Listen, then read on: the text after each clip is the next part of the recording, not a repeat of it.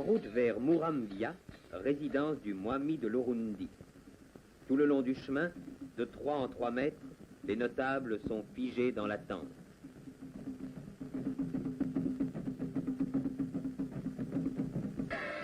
Mwambutsa, le Mwami de l'Urundi, attend le roi. Celui-ci va prendre place sous l'Ingoro, sorte de dôme en roseau qui était construit spécialement pour la circonstance.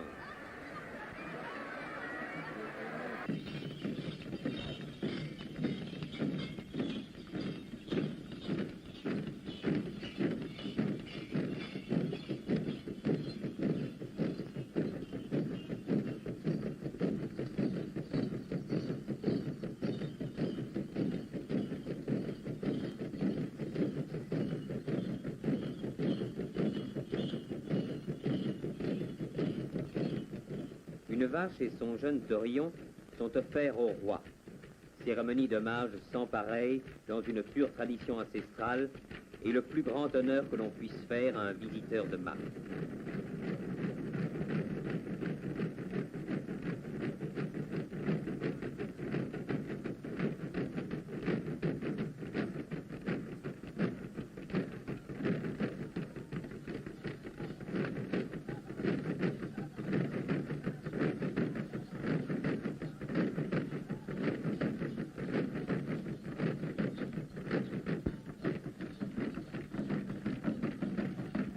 À la frontière des territoires du Rwanda et de l'Urundi, le roi traverse à pied le pont qui enjambe la rivière Akanyaru. Il est accueilli par le Mwami du Rwanda et par le résident de ce territoire.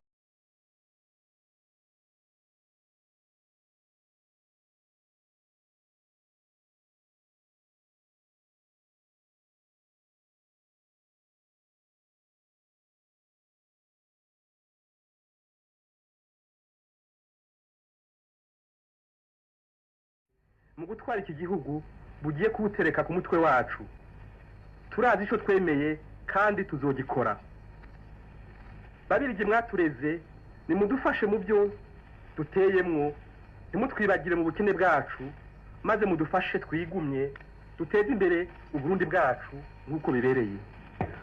Tugiye kwishira twizane ko twakuze, ariko rero tuzokwama twigana batureze mu byerekeye ukubaha no gukundana. Muzoba muvyibonera nimwarishima duhimbarwe. Ndaboneyeho mbere gukengurukira bwana Dorsenville, umukuru w'intumwa za ONU mu Rwanda n'u Burundi, hamwe na bwana Gasu n'abagenzi babo ku byiza batugiriye cyane muri aya mezi duhitiye twitegurira ivy'itora. Imana nidufashe ituje imbere, maze umwami wacu se Barundi arambe ahangame ku ngoma. Uburundi ntibigeze bugwa mu itanganya. Baje bakurikirana ku misozi berekera ibiro byo gutora biri.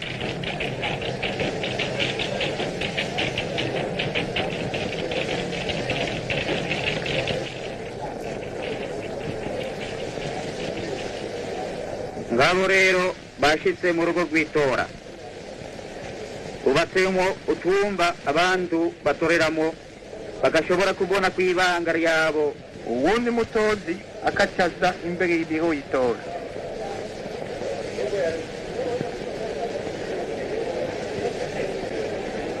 Mukumba ko kutereramo utora wese aba ari wenyine, nda n'umwe ashobora kuzomenya uwo yitoreye.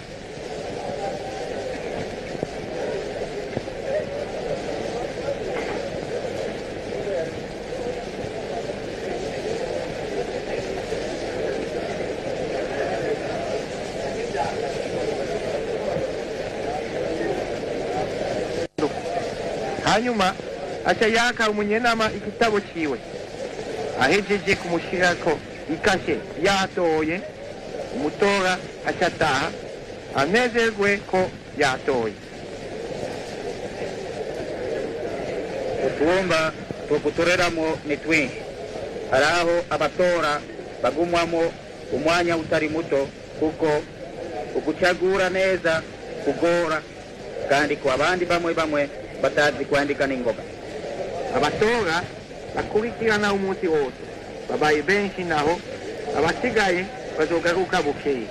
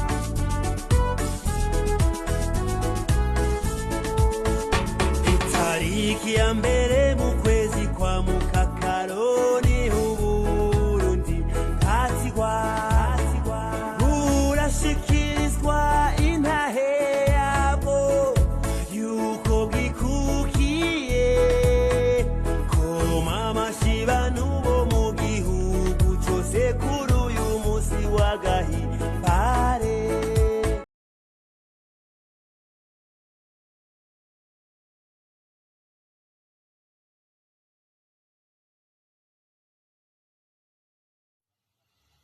Voici à présent la composition de mon gouvernement. Premier ministre, Ngendandoume Pierre. Vice-premier ministre et ministre de la Santé publique, Massombo Kopi. Ministre de la Justice, Nouinkwar Claver. Ministre de l'Intérieur, Katikati Félix. Ministre de l'Agriculture, Ruramusura Henri. Ministre des Finances, Nsengion Varemi. Ministre de l'Économie, Kaboura André. Ministre de l'Éducation nationale, Njahoruri Léonard. Ministre des Affaires sociales, Nkeshimana Gaspard. Ministre des Travaux publics, Barré Descendré. Ministre de l'Information, Kabougoubougou Amédé. Ministre des Télécommunications, Ngunzu Pierre. Ministre des Affaires étrangères, Manira Kizamark. Vous êtes dans l'opposition, que différence y a-t-il entre le parti au pouvoir, l'UPRONA, et cette opposition?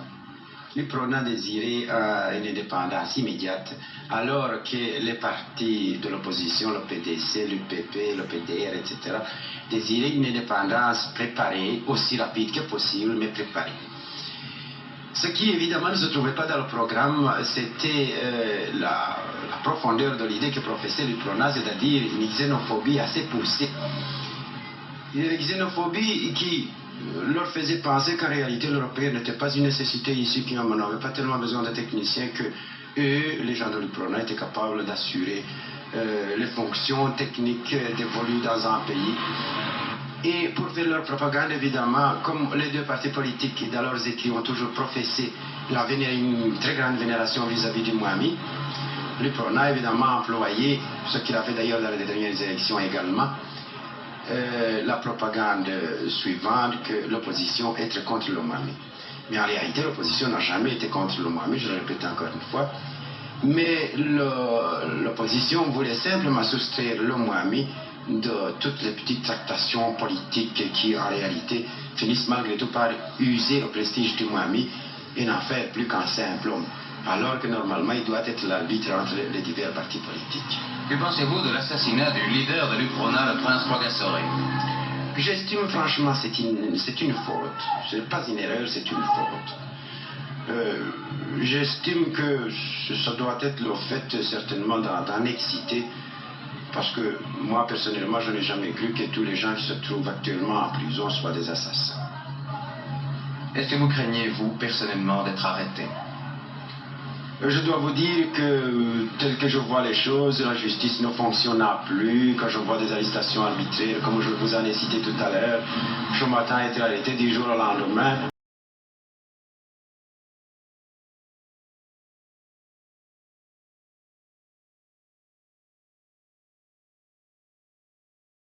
L'actuel gouvernement est le 5e depuis 2 ans, depuis l'indépendance.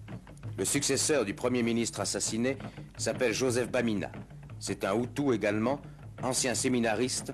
Il était depuis peu le président du parti unique l'UPRONA.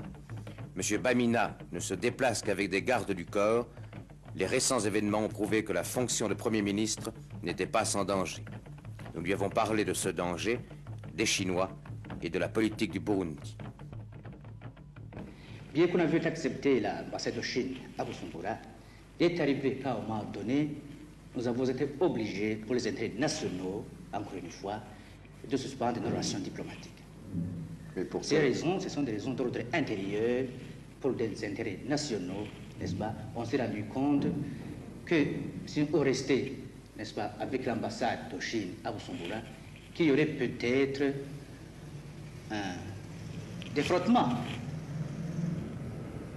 Quel genre de frottement ou quel genre de difficulté? C'était avant tout, ils étaient trop nombreux ici à Bujumbura. On a essayé de limiter le nombre du personnel d'ambassade. En ce qui concerne la politique extérieure, c'est évidemment, comme tout pays qui se respecte, n'est-ce pas, c'est la politique du non-alignement.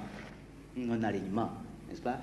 Et le Burundi, n'est-ce pas, ne joue pas une politique ni de l'Europe, ni d'Amérique, ni d'Asie, ni tout ce que vous voulez, mais il joue plutôt la politique de l'Africain. Donc notre politique extérieure, n'est-ce pas, non seulement qu'on doit être en concorde, en bonne amitié avec tout le monde, mais notre politique doit être avant tout une politique africaine. Ça c'est sur le plan évidemment extérieur. Mais sur le plan intérieur, le Burundi avant tout. On a cru précisément que la présence de Chinois ici sur le territoire du Burundi pouvait signifier que le Burundi se méfiait des Occidentaux ou adoptait une politique anti-occidentale. Ce n'était pas tout à fait vrai, vous savez. Vous savez comment va la propagande? Propagande à la radio, propagande dans les journaux, dans la presse, etc. Ce n'était pas toujours vrai. Je suis convaincu que la plupart de ceux qui exagéraient lisaient ça dans les journaux, par exemple. Alors, n'est-ce pas, ils se mettaient en tête que le Burundi était ni du communisme, ni de chinois, ni de tout ce que vous voulez, n'est-ce pas? Mais ça n'avait aucun fondement dans la réalité des choses. Encore une fois, pour la plupart des personnes, n'est-ce pas, pensants et des dirigeants capables et qui voulaient le bien de leur pays. Mais évidemment, certains autres jeunes gens, des arrivistes, comme je vous dirais, des gens qui sont contents de peu, qui sont contents des promesses ici, des promesses là, bien sûr, ils sont montés sur tam-tam, ils ont joué, n'est-ce pas, socialisme, société, etc. Mais ce n'était pas là vraiment la conviction du Burundi en tant que tel. Que pense l'Africain, que pensent-ils les Africains des Chinois, par exemple? Vous, personnellement, Monsieur le Premier ministre, en tant qu'Africain, que pensez-vous des Chinois? Ce que je pense des Chinois. De leur politique ou bien de leur... politique. Ce que je pense en fait des Chinois. Oui. Enfin, les Chinois, je les ai connus pour la première fois à Bujumbura lorsque nous les avons accrédités, mais de par ailleurs, je ne les connaissais pas, n'est-ce pas? Et puis, je n'étais pas tellement de relations très suivies avec les Chinois, si bien que je les connais superficiellement. Il y a aussi un événement qui a frappé l'opinion publique en Europe, c'est l'assassinat de votre prédécesseur, du Premier ministre Nguyen Dungwe. Pourquoi a-t-on assassiné le Premier ministre? Pourquoi? Je n'en sais rien. Mais ce que je sais exactement, c'est que ceux qui l'ont tué, c'était pour empêcher les ailes de M. Nguyen Dungwe de voler jusque, n'est-ce pas, à l'endroit qui voulait se destiner. Mais qui a armé le bras de l'assassin? L'assassin est un Rwandais, un réfugié. Mais ce n'est que l'arme du crime, ce n'est que l'auteur du crime. Mais quels sont les... Ça, vous avez raison. Qu'y a-t-il derrière? Vous avez raison. C'est un fait certain que le premier ministre Nguyen Doumbouya a été assassiné par une main d'un réfugié rwandais, mais je suis convaincu, comme vous, comme l'opinion publique d'ailleurs ici à Bujumbura, que le Premier ministre a été tué par un Rwandais armé par des Barundis, n'est-ce pas, donc des opposants. Ça ne vous fait pas un peu peur, monsieur le Premier ministre? Pardon? Ça ne vous fait pas un peu peur, monsieur le Premier ministre? Pas tout à fait. Évidemment, j'ai parfois quelques inquiétudes, mais c'est normal. Hein? Tous les gens, n'est-ce pas, à des postes comme les miens, il y a toujours à prendre et à laisser. Tout le monde a un peu, de temps en temps, de l'inquiétude, tantôt justifiée, tantôt injustifiée. Évidemment, si je ne sentais rien... C'est un poste dangereux, semble-t-il, même. Ah oui, partout. Partout, surtout dans des moments comme ceux-ci, n'est-ce pas, où je me trouve, n'est-ce pas? Il y a personne qui prend un pouvoir, comme ce que je viens de prendre, sans avoir quand même des inquiétudes.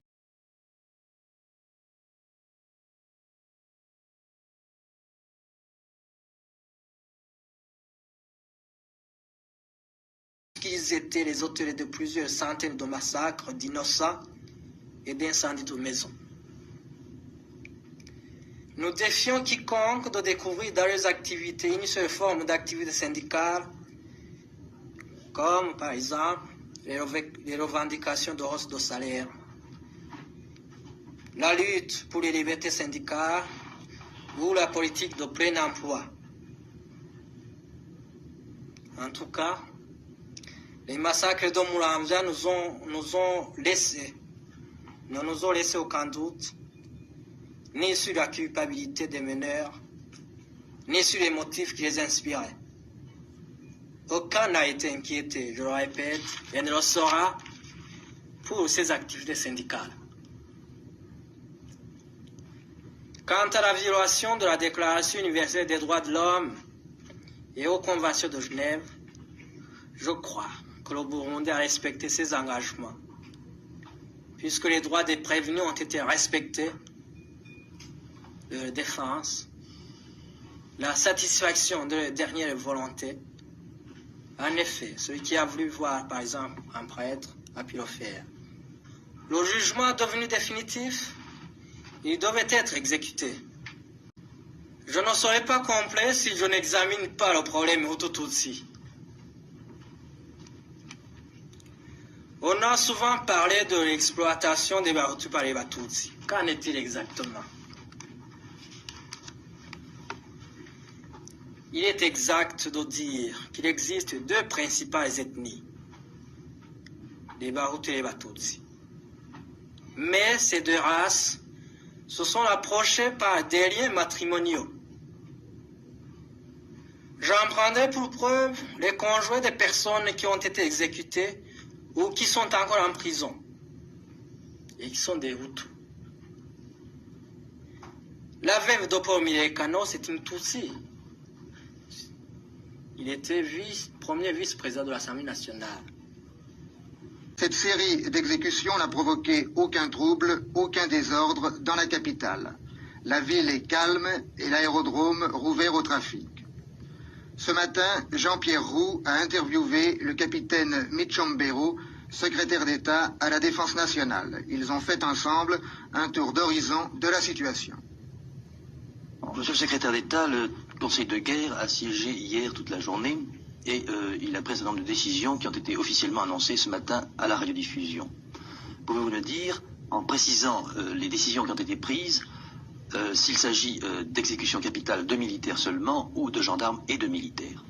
L'exécution qui a eu lieu hier soir comprend des militaires qui ont été pris en flagrant délit, de rébellion et de meurtre, et des gendarmes, des officiers gendarmes qui ont été attrapés peu juste après avoir tiré sur le Premier ministre et en flagrant délit quand ils ont attaqué le palais. Est-ce que vous pouvez préciser le nombre des exécutés? Et 34 en tout et 2 qui se sont échappés. L'exécution devait se faire en 2 séries et c'est à la 2e série que les 2 derniers se sont échappés. Est-ce qu'il y a eu, monsieur le secrétaire d'État, des civils exécutés?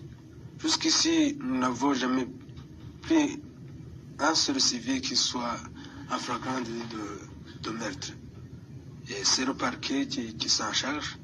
Et ce ne sont que les militaires qui sont exécutés immédiatement après la décision du Conseil de guerre, conformément à l'arrêté roi qui a été signé le 20 octobre. Est-ce que vous pouvez citer les personnes qui ont été jusqu'à présent arrêtées? À ma connaissance, je connais 3 grandes personnalités. C'est Bamina, Bouchoumi et Nchaouloli. Bon, il s'agit là donc du président du Sénat, du président de l'Assemblée nationale et de l'ex-ministre de l'Éducation nationale, n'est-ce pas? Ces personnalités sont passibles de la justice militaire au même titre que les militaires. Oui, on vient de créer de chambres du Conseil de guerre, conformément à l'arrêté royal qui instaurait le régime militaire dans toutes les provinces du Burundi. Je crois que le complot de la tentative du coup d'État était très vaste. Alors je crois que plusieurs arrestations vont s'opérer et que jusqu'ici on cherche des éléments pour rechercher le plus d'hommes possible. Un certain nombre de rumeurs contradictoires ou d'éléments d'enquête permettent de penser que la plupart des meneurs de ce complot appartiennent à un groupe ethnique que l'on appelle ici les Hutus. Est-ce que l'on peut en déduire, monsieur le secrétaire d'État, qu'il s'agissait de la part de ce groupe d'une tentative de prendre le pouvoir à son profit? Aux premières arrestations, on a l'impression que oui, puisque ce groupe est homogène ethniquement. À mon avis, je crois qu'il n'y avait pas d'autres facteurs qui pouvaient convaincre les gens facilement qu'un slogan créé artificiellement qui pouvait convaincre les gens d'une façon non pas logique, mais d'une façon sentimentale. En ce qui concerne l'exécution proprement dite, monsieur le secrétaire d'État, pouvez-vous nous dire rapidement et nous donner un petit peu la minute de cette exécution? Comment s'est-elle passée? Comment a-t-on procédé? Comme il y avait beaucoup de personnes à exécuter, nous avons préféré raccourcir les délais et nous avons fixé une salve d'une équipe par homme. À quelques 50 km de Bujumbura, dans la région de Muramvya, des incidents graves ont été signalés. Incendie de cases, meurtres et répression très forte. Aucune indication précise n'est encore parvenue sur le nombre des victimes. Quant à l'état de santé du Premier ministre, grièvement blessé la nuit de l'insurrection, il évolue, semble-t-il, favorablement. Monsieur Léopold Biya est tout à fait conscient et commence à s'alimenter normalement.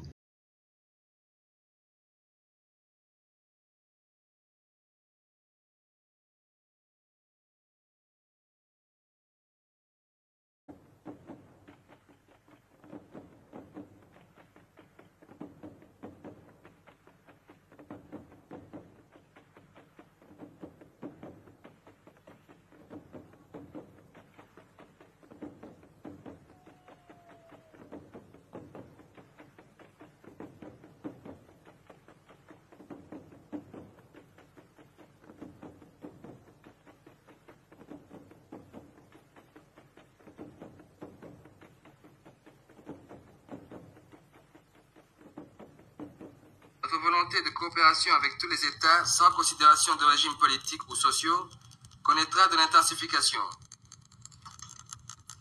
Certaines initiatives d'ordre pratique souligneront le caractère non aligné de nos relations extérieures. Tous les États peuvent nous accorder leur confiance, car nous promettons à tous ceux qui ne nourrissent aucune intention d'immixtion dans nos affaires intérieures, compréhension, coopération et fructueuse solidarité au plus grand bénéfice de la paix dans le monde et du bien-être de l'humanité entière. Les accords et traités signés seront respectés, les négociations en cours seront poursuivies. Telles sont les premières décisions que j'ai prises. Elles sont inspirées par une réelle volonté de mieux servir notre peuple. Il est nécessaire que dans cette tâche de restauration nationale, je m'entoure de personnalités choisies pour leurs compétences, leur sens de responsabilité, leur conscience professionnelle et possédant l'autorité voulue pour réaliser le bien général, quelles que soient les difficultés auxquelles ils feront face. Nous leur assurons la confiance et la stabilité requises. À ère nouvelle, des hommes nouveaux. Et alors, dans la confiance revenue grâce à l'autorité rétablie, grâce aussi au travail et à la justice sociale, nous sortirons du marasme vers lequel glissait notre pays. Vive le royaume du Burundi.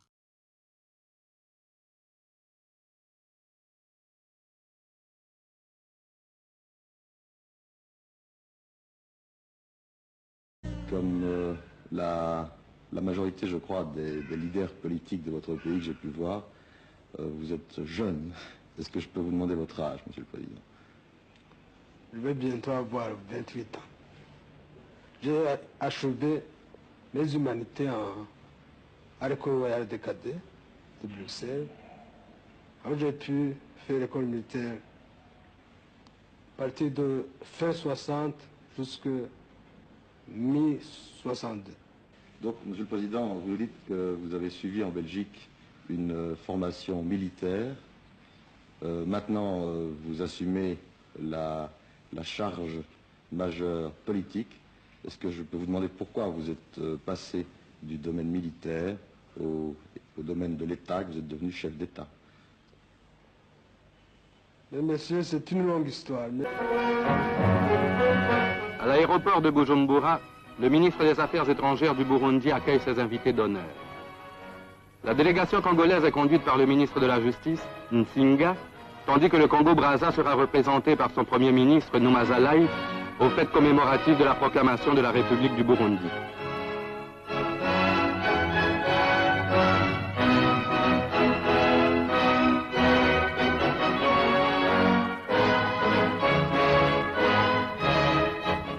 Ce premier anniversaire, le colonel Michambero tenait à le célébrer aux côtés de son aîné tanzanien, le président Julius Nyerere, dont le prestige et le dynamisme progressiste servent d'exemple aux dirigeants de la jeune République.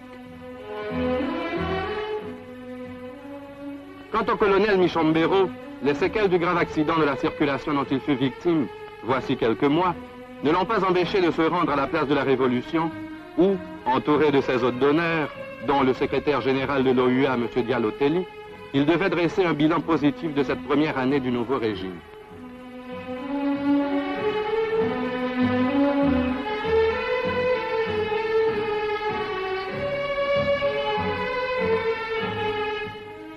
Autre point culminant de cette journée commémorative, le pèlerinage au mémorial élevé en souvenir du prince Rwagasore, le fondateur de l'UPRONA et le héros de l'indépendance nationale, tombé sous les balles de ses adversaires alors qu'il présidait le premier gouvernement issu des élections générales. Aujourd'hui encore, le nom de ce prince royal est vénéré par les fondateurs de la République du Burundi.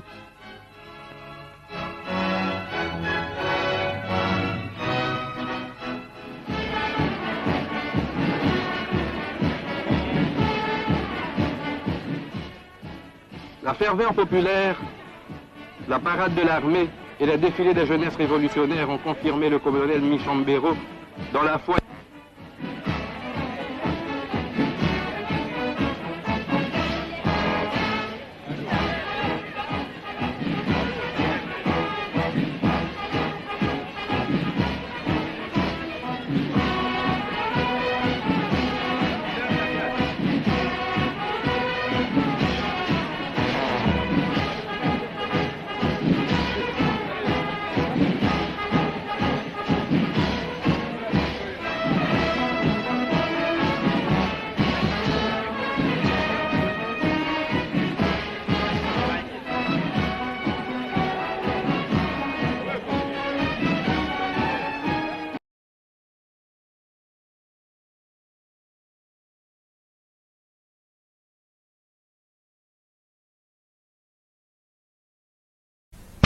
Comme une blanche colombe, un autre avion atterrit peu après à Kavumu.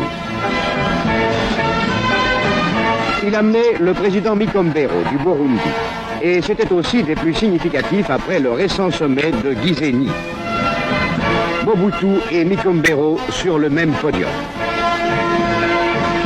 Le ministre des Transports, Alves, allait dire toute l'importance du nouvel aérodrome congolais.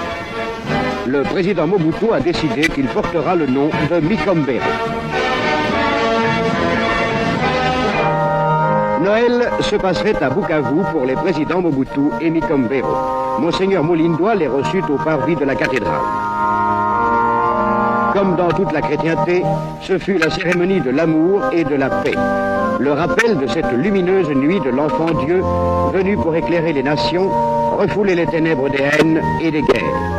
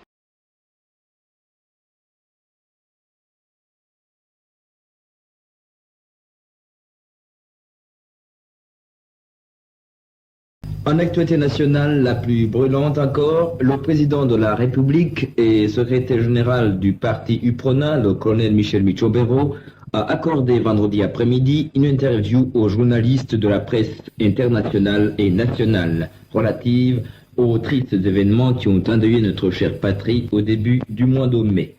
Devant des journalistes et caméramens de l'Office de la radio-télévision française et de la presse nationale, le chef de l'État et du gouvernement a annoncé que la paix était rétablie dans tout le pays.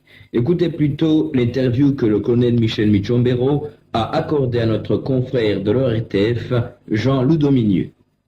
Monsieur le Président, première question. Estimez-vous que les Tutsis étaient victimes d'un véritable génocide? Je commencerai par remercier le gouvernement français avec lequel la République du Burundi entretient des relations d'amitié et de coopération très fructueuses. Elle a bien voulu vous envoyer au Burundi pour vous rendre compte de la réalité et ainsi pouvoir informer objectivement l'opinion publique française et internationale. Pour répondre à votre question, il convient de jeter un regard en arrière. Le Burundi n'est pas un État créé par la colonisation. Cette population vivait en symbiose depuis des siècles sous une même autorité. Parlaient la même langue, avaient la même culture, partageaient les mêmes conditions économiques. D'ailleurs, actuellement. La division ethnique date de la période coloniale. Elles ont été exacerbées au moment de l'indépendance et ont atteint leur sommet en 1965. À cette époque-là, les tribus, du moins pour corriger un peu le terme parce que c'est un terme que je n'aime pas employer, le Barundi d'ethnie Hutu avait pratiquement le pouvoir entre leurs mains. C'est-à-dire la majorité des membres du parti, la majorité à l'Assemblée nationale et au Sénat, sans oublier le gouvernement où le Premier ministre était de Burundi d'origine Hutu et la majorité des portefeuilles entre les mains de Barundi d'origine Hutu. Le coup d'État de 1965 ne s'est pas contenté de s'attaquer au pouvoir, ce qui pouvait s'expliquer, mais a déchaîné le massacre des populations d'origine toute, femmes et enfants, et dans les mêmes conditions d'atrocité que celles prévalant actuellement. Vous pouvez donc constater que l'ambition de Barundi d'origine Hutu de cette époque n'était pas seulement de prendre le pouvoir, puisqu'ils s'en avaient déjà, mais d'éliminer physiquement leurs frères d'origine Tutsi. Le coup d'État manqué de 1969, si on peut l'appeler ainsi, visait exactement les mêmes objectifs, mais l'action a été étouffée dans l'œuf. La tentative de cette année a été un degré de préparation et d'organisation beaucoup plus perfectionné que les précédentes. D'abord, l'intention du génocide ressort très clairement des documents saisis et en particulier de nombreux tracts trouvés dans les poches des rebelles. Je crois que vous avez l'occasion de voir la traduction, parce que le tract a été écrit en Kirundi.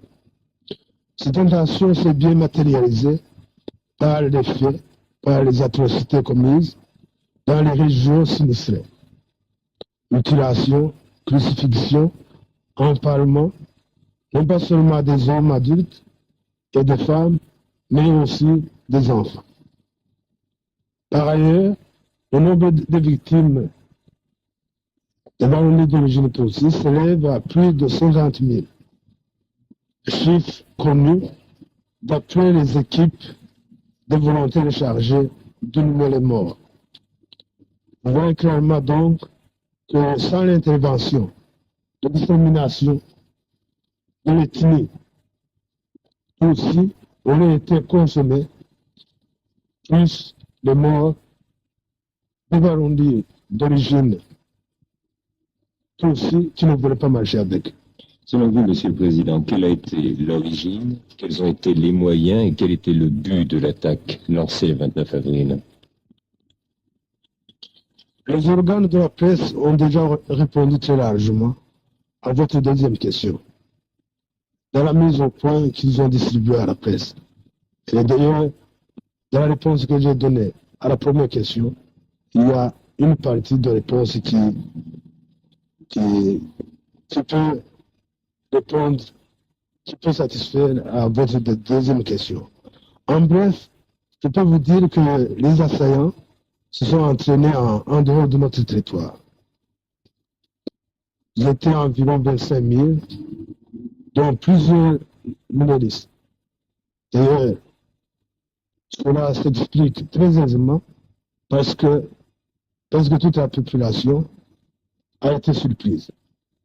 Ils étaient drogués, armés de machettes, de serpillettes, de massieux, de cocktails Molotov et de très nombreuses armes automatiques. Et, heureusement pour nous, la plupart ne savaient pas s'en servir.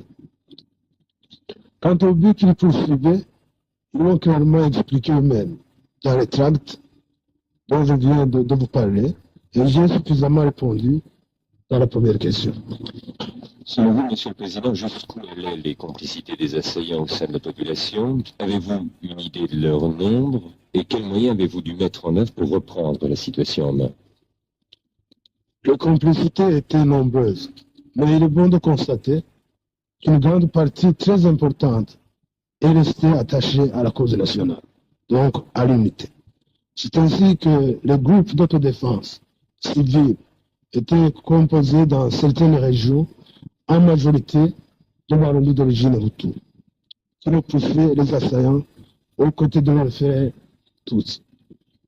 Par conséquent, la défense de la population et du territoire a été assurée à la fois par l'armée nationale et par la population qui s'est organisée en groupe d'autodéfense.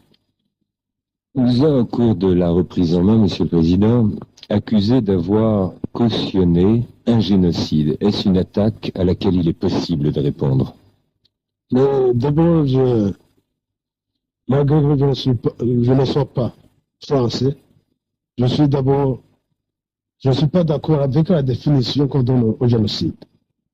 Normalement, le génocide, je crois que vous connaissez mieux la définition que moi, puisque c'est votre langue, ça vise les enfants, les femmes et les hommes.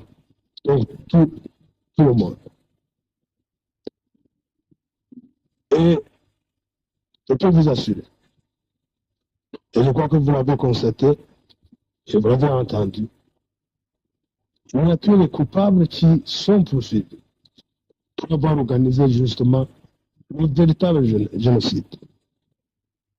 Le président de la République, le parti et l'administration sont responsables devant la nation et l'histoire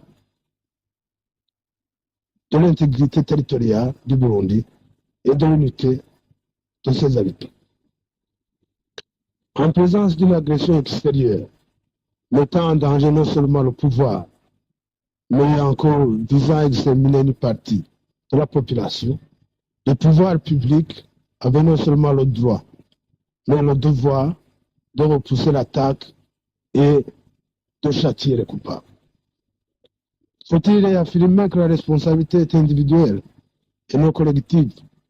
Seuls les coupables ont été châtiés et les innocents épargnés, sans toutefois oublier que le pays était en guerre et que beaucoup de personnes ont été plutôt victimes de l'agression des rebelles.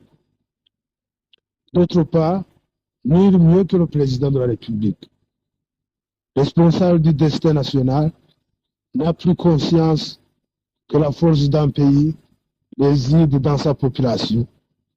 En tant que chef de l'État de tous les Barundi, sans distinction d'ethnie, il a pris toutes les mesures pour qu'aucun innocent ne soit inquiète.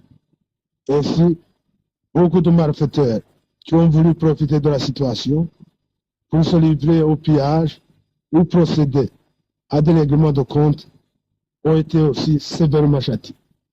Aurait-il été possible de rétablir, Monsieur le Président, la situation avec des moyens uniquement psychologiques? Vous pouvez vous-même répondre à la question. Avec près de 25 000 rebelles, armés jusqu'aux dents et décidés à mettre le pays à feu et à sang, le chef de l'État ne pouvait pas faire face à cette situation avec des discours uniquement. Cependant, il a été possible de rétablir la situation par des moyens psychologiques et c'est ce qui a limité les dégâts. Dès que les organes d'information ont pu fonctionner, notamment la radio, les populations ont pu savoir et juger les événements. Mais vous comprendrez qu'avec les drogues qui animaient les assaillants et le nombre d'étrangers qui ne comprennent pas notre langue, des moyens psychologiques ne pouvaient pas avoir d'effet. Votre régime, Monsieur le Président, a mis en cause un impérialisme. De quelle hégémonie s'agissait-il? Le Burundi compte beaucoup d'amis. Mais certains pays, dans leur soif de puissance et de domination, cherchent à nous diviser, à nous affaiblir. Cependant, leurs attaques ne font que nous aguerrir. Quel que soit le camp auquel appartiennent ces pays, je peux vous affirmer que la République du Burundi a opté pour le non-alignement et la non-émission dans les affaires intérieures des autres États. Pensez-vous, Monsieur le Président, que le Burundi et son régime présenteront, après cette crise, le même visage? Bien sûr, le pays a souffert. En perdant bon nombre de ses enfants, mais d'un autre côté, le Burundi possède suffisamment d'énergie pour penser ses blessures et promouvoir les conditions de paix, d'unité et de progrès. Le pouvoir a déjà pris des mesures pour assainir la situation. Dans cette tâche, nous comptons non seulement sur nos propres forces, mais aussi sur l'amitié et la coopération de nombreux pays, mais de nombreux pays amis, dont la France. Dernière question, Monsieur le Président. Croyez-vous que la situation politique dans votre pays est maintenant totalement rétablie, et cela pour combien de temps? Sans aucun doute, la paix est rétablie sur toute l'étendue de la République. Bien que les ennemis extérieurs continuent toujours à semer la confusion et à diviser le Burundi. Le peuple burundais tout entier reste attaché aux institutions établies. Et sans aucun doute, la vie reviendra rapidement à la normale et plus longtemps. Mais je dois vous dire que nous devons rester vigilants, surtout que nos ennemis sont venus de l'extérieur.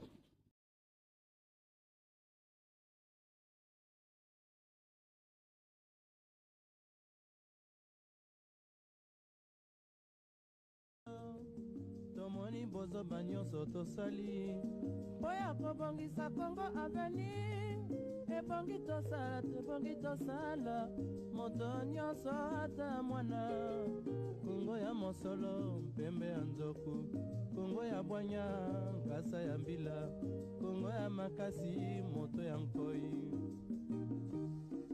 Kongo nde mboka Kongo mboka ya bankoko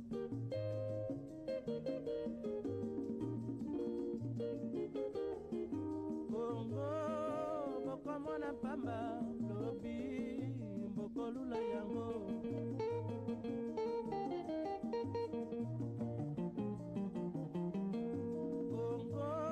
Kongo ya Afrika Kongo mboka ya kitoko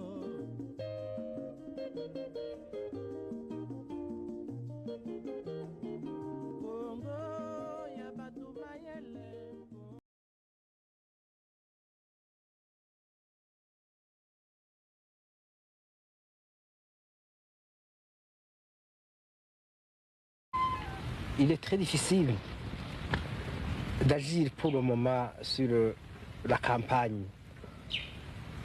Et c'est pour cela, justement, parce que c'est difficile, que nous avons opté pour le développement rural. Du fait que la majorité de notre population est dans ce secteur. Alors nous pensons, dans notre plan quinquennal, qu'il faut créer des pôles de développement pour créer des villes ou des bourgades dans le monde paysan. Et c'est notre objectif. Nous pensons que nous y parviendrons par la réorganisation des campagnes, en vue de créer des pôles, des centres d'intérêt où on pourrait placer l'une notre industrie, l'un notre service, pour essayer d'amener l'amélioration des conditions de vie dans les campagnes. Et nous y consacrons 70% du budget prévu dans notre plan de développement. Est-ce qu'il est facile de regrouper dans des villages des paysans qui ont l'habitude de vivre sur leurs collines? C'est très difficile. C'est très difficile et nous pensons que ça doit prendre beaucoup de temps. Nous n'envisageons pas de le faire par contrainte. Nous pensons et nous travaillons déjà par des moyens structurels, des moyens d'intéressement. Naturellement, quand on crée un ouvrage, une entreprise quelque part, il y a automatiquement des gens qui quittent les collines des environs, les rougeaux, comme vous avez vu, pour venir s'installer. Et c'est ce que vous aurez remarqué en visitant le Burundi, qu'un peu partout, il y a des centres d'intérêt concrets et que des gens viennent, se vident pour venir dans ces centres. Et nous le favorisons. Nous le favorisons et c'est étonnant parce que dans d'autres pays, c'est l'inverse qui se fait. Parce que le Burundi, c'est un pays particulier. Dans d'autres pays, on se bat pour éviter que les paysans viennent dans la ville. Nous, on veut que les paysans forment des villes. C'est une situation particulière due à des phénomènes compliqués que même les historiens ignorent l'origine. Cette vie autour de la colline, dans des rougeaux très individualisés, tout à fait fermés, tout à fait discrets. Nous pensons qu'on ne peut pas agir sur ce monde-là en laissant les choses telles qu'elles sont. Si vous deviez définir l'âme d'un Barundi, est-ce que vous diriez que c'est un personnage individualiste, secret? Le Burundais est secret. Il est même très secret. Il ne s'exprime pas facilement vis-à-vis des étrangers. Il n'aime pas qu'on vienne découvrir ses façons de faire. Mais il n'est pas individualiste. Il n'est pas individualiste parce qu'il a cette communauté parentale, cette communauté de collines, de lignage, qui le soutient et qui le soutient aussi. Donc il y a des relations que l'étranger pourrait déceler difficilement. Mais ces relations existent et sont très fortes, très fortes.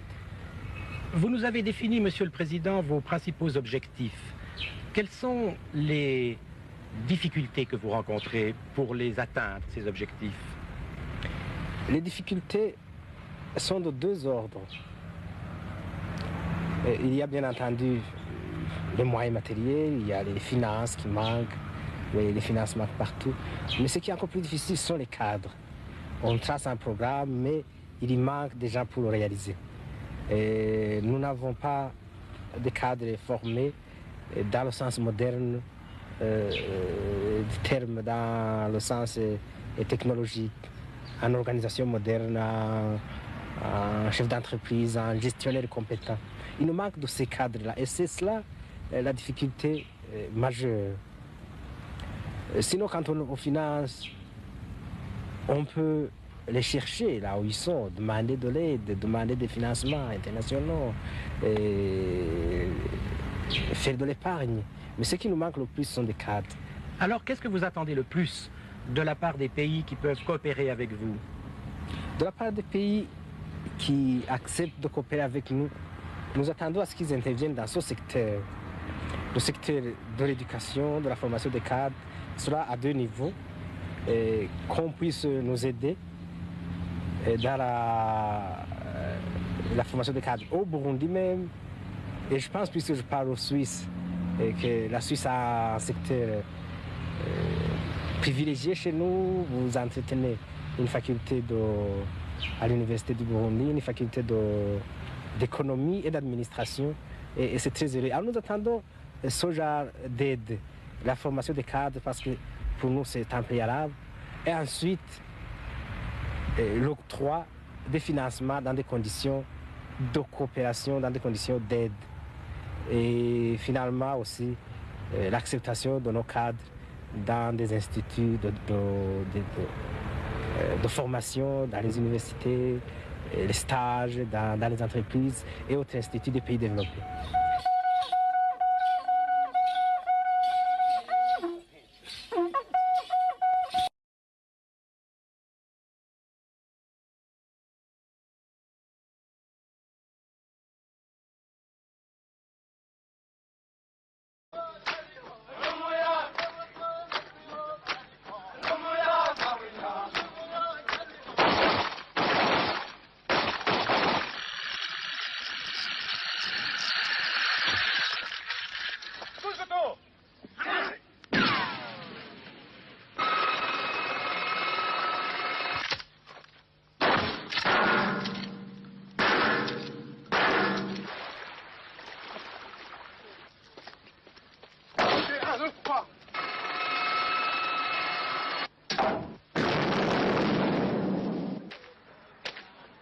François, Jean-Louis, Frédéric, Jean-Claude, Marc, Christian, Claude. Ils sont 7, détachés de la police nationale dans le cadre de la coopération.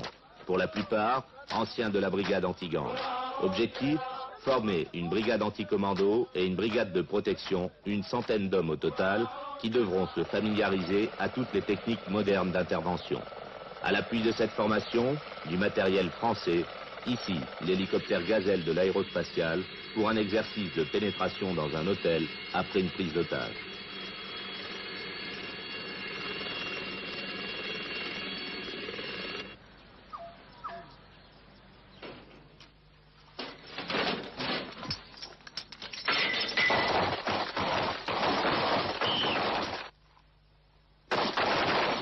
Vous êtes en intervention, qu'il y a des gens en face de vous qui sont armés et que vous risquez votre peau.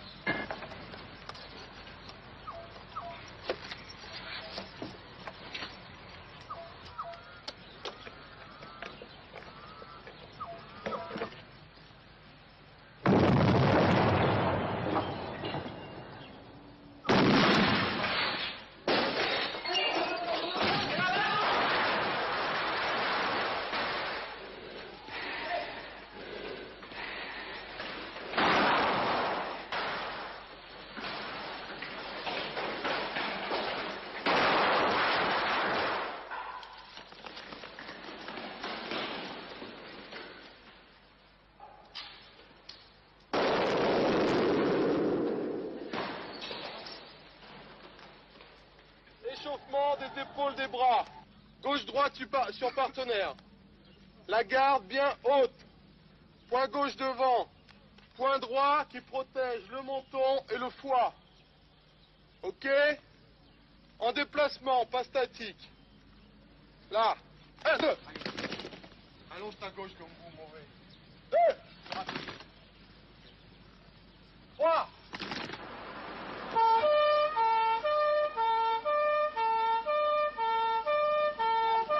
Autre aspect de la formation, protection de cortège et de personnalité avec simulation d'attentat.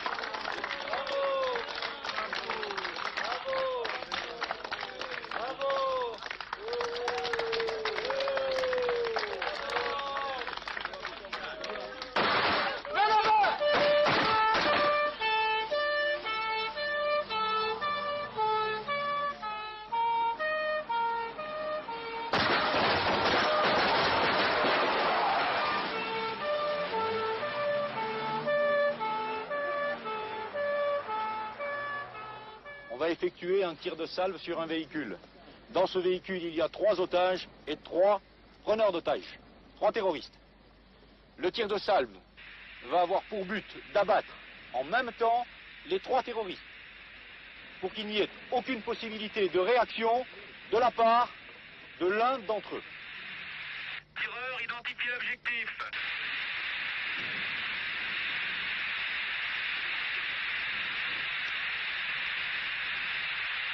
En vue. 2 vues. 3 vues. Tireur, êtes-vous prêt? Après. 2 prêts. 3.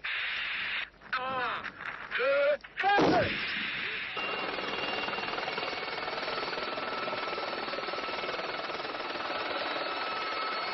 Tous les types d'exercices sont envisagés. Ici, une intervention sur une barge pétrolière ayant pour but l'élimination de sentinelles.